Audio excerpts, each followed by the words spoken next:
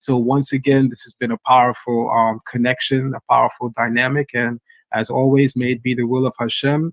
I look forward to further discourses. I do want to say on the idea of da'at that da'at represents connection. It also represents the confluence between wisdom and understanding, right? So that in the Torah, it says, Adam yada'a Hawa, and Adam knew Eve, right? He made a connection with her that is used generally to refer to the physical act of going in unto her. But I always tell people that in the words of Chazal, in the words of the sages of the oral tradition, we should always pay attention to the way in which something is first introduced into the Torah. And it starts with the sages saying, the first appearance of a letter in the Torah being the beginning of the word becomes the overall way that that letter should be analyzed and defined. So the very first appearance of the letter Beit in Bereshit, which means in the beginning, we know denotes a blessing, the Hebrew term beracha, right? So it is with every idea presented in the Torah. The very first time that we see an idea presented in the Torah, we should be careful to consider how it is presented. I'm going to be a little controversial. The first time we encounter polygamy, a polygamous relationship, is actually through a wicked man, Lamech. The Torah says Lamech had 2 wives. Why did the Torah envisage that at the first time it describes a polygamous relationship, it describes it through a wicked man? If polygamy was a part of the original intent and design of Hashem, then you would expect it that he would have presented 2 wives to Adam. But instead, he chose 1. Just things to consider. So in the Hebrew term Yada'a Adam, Yada'a Hawa, and Adam knew Eve, notice that the very first sexual relationship described in the Bible is not described as a man lying down with a woman, which is typical in the Torah. The Torah generally and typically in describing the sex act between a man and a woman describes that a man is laying with a woman. You find that all throughout the Torah and the Tanakh. But in the very first sexual description in the Bible, the term yada'a is used, which means to know. That's there to teach us something. That's there to teach us that when we connect with our mate for the purpose of our heart's desire, it should first come from us knowing them.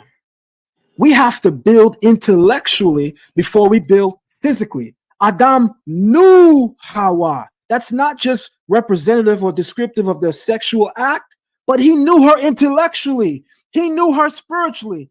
How many people are laying down right now at 11:59 a.m. and by tomorrow 11:59 a.m. couldn't tell you the last name of the person that they just slept with 24 hours ago? What do they know about them? You ask people, and I'm going to just be frank with you, to account for what they call today their body count, their past lovers, and many of them couldn't even tell you what the person's real name was. Oh, I just knew him as his street name. That's sad. Oh, what was her last name, brother? I don't know. I just knew her as Mary.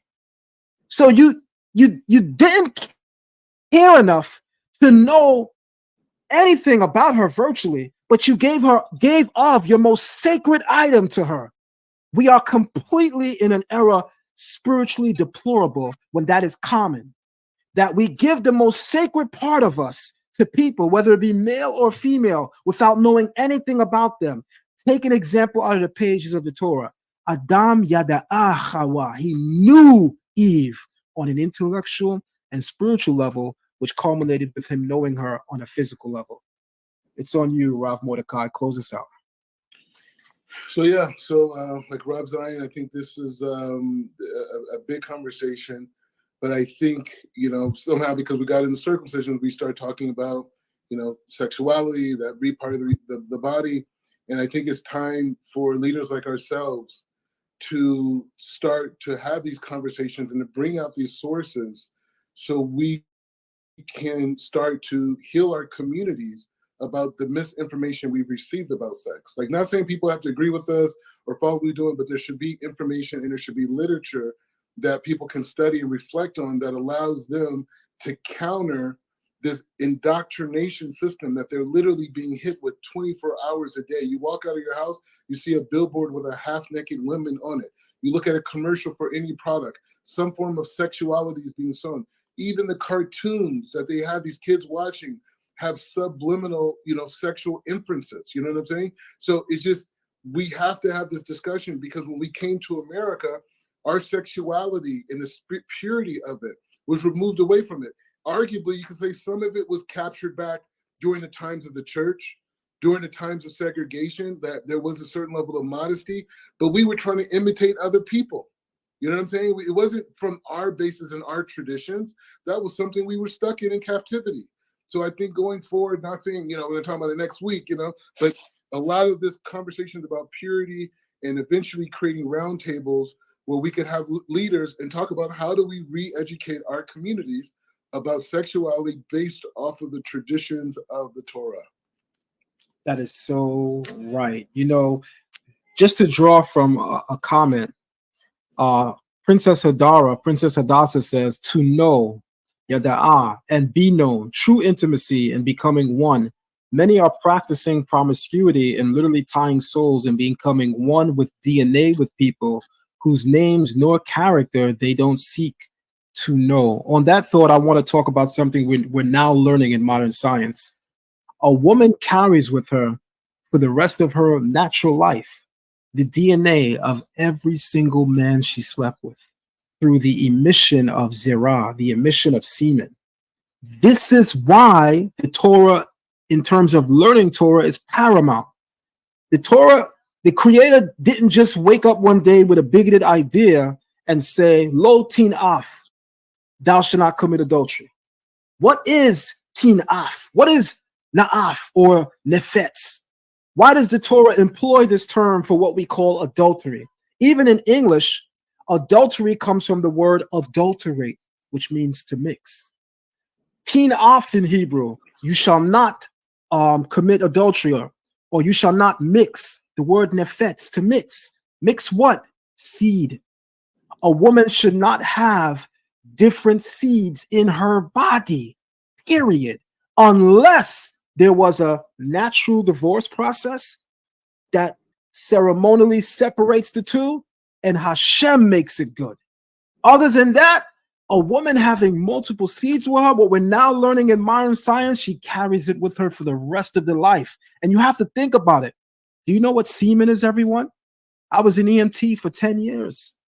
I didn't know what doctors knew, but I knew a lot, and I'm still learning. Semen also consists of what we call CSF. That's cerebral spinal fluid that travels up the vertebrae, our spine, and connects to what? Our brain. The sexual partners that a woman has throughout her lifetime begins to impact not just her thinking, but her spirituality, which is why you'll find women that are grossly promiscuous to be grossly immoral. That's all I have to say. Hey, I'm stopping myself.